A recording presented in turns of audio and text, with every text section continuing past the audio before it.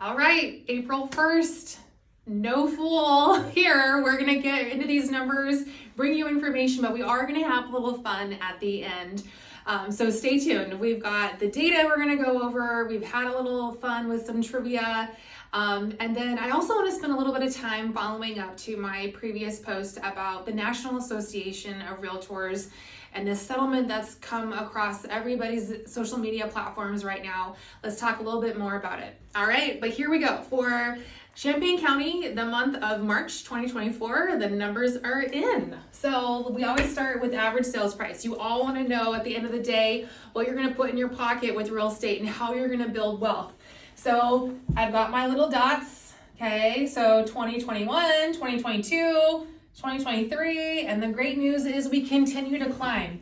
So in March of 2024, last month, the average sales price was $243,000 and some change. That's good. The peak we saw last May at $264,000. So as we climb into those spring and summer months, so does the average sales price continue to rise.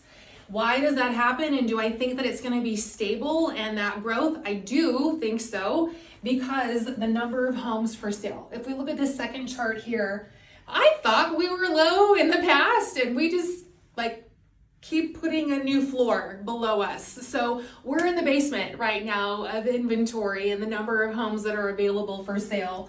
In March, we only had 154 houses available for all of you buyers out there that want to go under contract. So chart number 3, let's skip down. We had 205 houses go under contract and we only had 154 listings out there. How does that happen? What is the math? I don't know. I do know the math, but I don't know how that happens, right? We're in a deficit, which means I think that prices are still going to climb. I think that it is still going to be a real tough spring for buyers. So again, we've talked about this, getting your pre-approval ready to go, being with a really strong agent, having your offer positioned to win if you're in multiple offers. We could go on and on, but let's have a little bit of fun. So changing gears just a little bit, I want to jump right into what I thought was kind of cool. I heard this today. 20 years ago, Google debuted Gmail. Okay, 20 years ago, that would put me at age 24. I was living my best life somewhere, but I didn't even have a Google account or a Gmail account until I was Katie Brewstrom. And that happened, a lot sooner than 20 years ago. But it was cool because when Google put that out, everybody thought it was a joke. They had been pranksters on April Fool's Day years before. They had offered a position on the moon.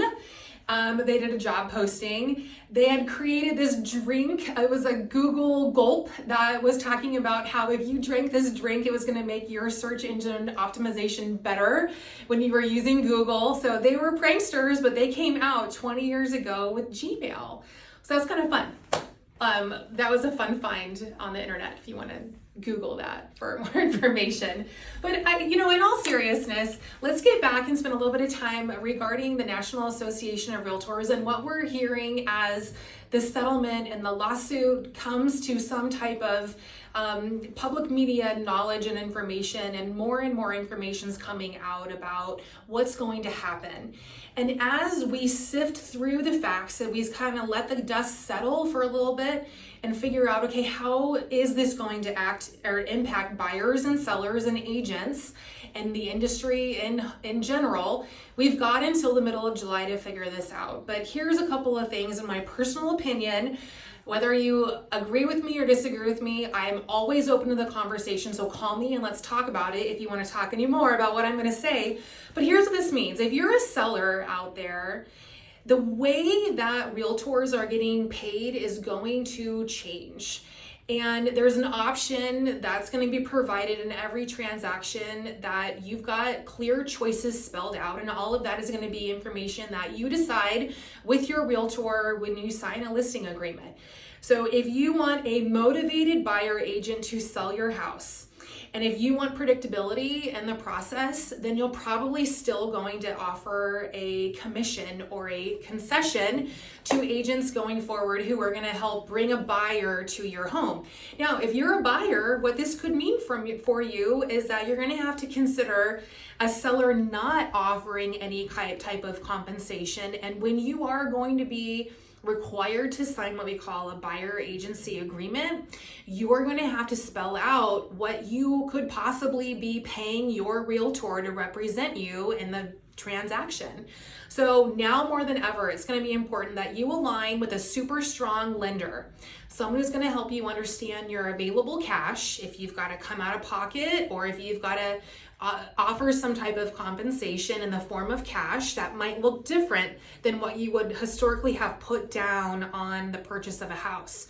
So have a really strong lender, figure out what that predictability is, and figure out how to keep agents motivated to work for you. So many changes are happening and we're doing our best. We have spent hours and hours, not only ourselves researching this information, but then being a part of what other people are researching and sitting in on town halls and discussions. And we're trying to figure this out too. We're figuring it out with you. And at the end of the day, we're going to be open to it. We're going to be open to conversations. We're going to help you through it. And we're going to be your trusted advisor. Trust us. Trust us to get you the facts, just like we're getting you the data and we're showing you what's happening in our market. We are the experts. And I just want to add this, that you get what you pay for. If you are someone who wants a thrill, you're going to get a very different thrill if you go to Disneyland or a Magic Mountain amusement park versus going to your county fair.